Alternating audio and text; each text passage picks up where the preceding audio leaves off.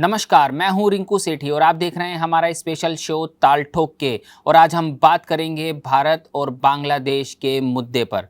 भारत के प्रधानमंत्री नरेंद्र मोदी और बांग्लादेश की अंतरिम सरकार के प्रमुख मोहम्मद यूनुस के बीच फोन पर बातचीत हुई। बांग्लादेश में सत्ता परिवर्तन के बाद हिंदू अल्पसंख्यकों पर हो रहे हमलों की खबरों के बीच दोनों नेताओं के बीच यह पहली बातचीत थी। भारत के प्रधानमंत्री ने इस बातचीत में बांग्लादेश में अल्पसंख्यकों पर हो रहे हमलों के बीच अपनी चिंता जाहिर की। प्रधानमंत्री नरेंद्र मोदी ने इस बातचीत में कहा कि लोकतांत्रिक, स्थिर, शांतिपूर्ण और प्रगतिशील बांग्लादेश के लिए मैंने भारत का समर्थन दोहराया है। मोहम्मद यूनुस बांग्लादेश में हिंदुओं और सभी अल्पसंख्यकों की सुरक्षा का आश्वासन देते हैं। हालांकि इससे यह स्पष्ट नहीं हो पाया था कि मोहम्मद यूनुस ने इस बातचीत में हमले की खबरों को लेकर क्या कहा है।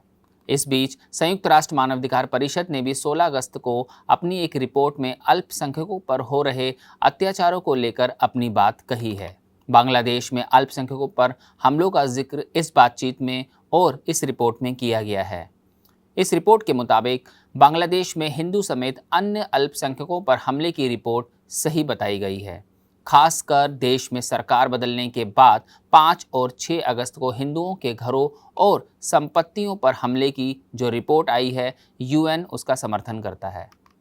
यूएन की इस रिपोर्ट में बांग्लादेश के 27 जिलों में से ऐसे हमले और लूट की खबरें वहां से सामने आई हैं जिसमें हिंदू मंदिरों को नुकसान पहुंचाया गया।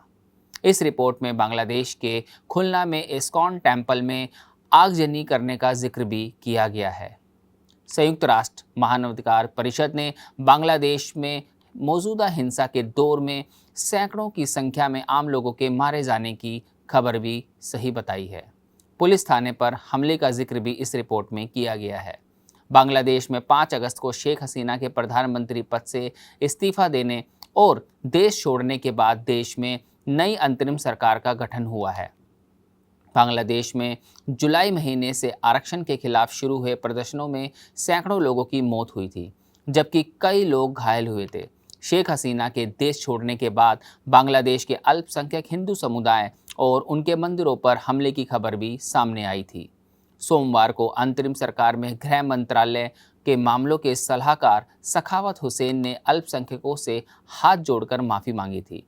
मंगलवार को बांग्लादेश के प्रमुख सलाहकार मोहम्मद यूनुस ढाका के विख्यात ढाकेश्वरी मंदिर पहुंचे थे।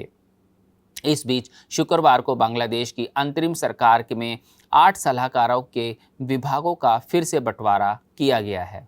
बीबीसी बांग्ला सेवा के मुताबिक सखावत हुसैन को गृह मंत्रालय से हटा दिया गया है। उन्हें अब कपड़ा और जूट मंत्रालय की जिम्मेदारी दी गई है। शुक्रवार को हुई मोदी और यूनुस के बीच बातचीत में भारतीय पत्रकारों को बांग्लादेश पहुंचकर वहां के ज़मीनी हालात पर रिपोर्ट तैयार करने का भी जिक्र इस रिपोर्ट में किया गया है, ताकि मामले की पूरी हकीकत सामने आ सके। बांग्लादेश के मुख्य सलाहकार प्रोफेसर मोहम्मद यूनुस ने भारतीय प्रधानमंत्री नरेंद्र मोदी से कहा है कि कुछ रिपोर्ट में अल्पसंख्यकों पर हमले की खबरों को बढ़ा चढ़ाकर पेश किया जा रहा है।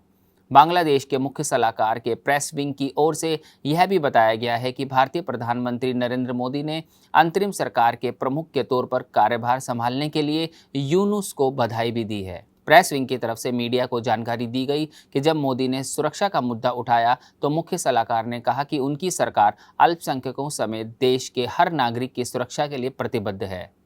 मोहम्मद यूनुस ने इस बातचीत के लिए भारत के प्रधानमंत्री नरेंद्र मोदी को धन्यवाद भी दिया। इससे पहले भारत के प्रधानमंत्री ने ट्वीट किया था कि उन्हें मोहम्मद यूनुस का फ़ोन आया था। इस बातचीत में प्रोफेसर यूनुस ने भारत के प्रधानमंत्री और भारत के आम लोगों को स्वतंत्रता दिवस की बधाई भी दी। मोदी ने कहा कि प्रोफेसर यूनुस का लंबा अनुभव और नेतृत्व बांग्लादेश के लोगों के लिए अच्छे नतीजे लाएगा। बातचीत के दौरान मोहम्मद यूनुस ने कहा कि बांग्लादेश में हालात अब नियंत्रण में हैं और जनजीवन सामान्य हो रहा है। यूनुस ने इस बातचीत में बांग्लादेश में अंतरिम सरकार के बनने के पीछे छात्र आंदोलनों को वजह बताया है। प्रोफेसर यूनुस ने छात्र आंदोलन को बांग्लादेश की दूसरी क्रांति बताया और कहा कि उनकी सरकार छात्रों की लोकतांत्रिक उम्मीदों को पूरा करेगी। उन्होंने पूरे देश में हालात को सामान्य और प्रभावी बनाने की सरकार की प्रतिबद्धता को दोहराया है। और हर नागरिक के मानवाधिकारों को सुनिश्चित करने की बात की है। बांग्लादेश में आरक्षण के खिलाफ चले प्रदर्शनों के बाद 5 अगस्त को शेख हसीना ने बांग्लादेश के प्रधानमंत्री का पद छोड़ दिया था। उसके बाद वे भारत आ गई थी। अब बांग्लादेश में एक अंतरिम सरकार है जिसके मुखिया मोहम्मद यूनुस हैं। मोहम्मद यूनुस एक विख्यात अर्थशास्त्री हैं जिन्हें नोबेल पुरस्कार से भी नवाजा गया है।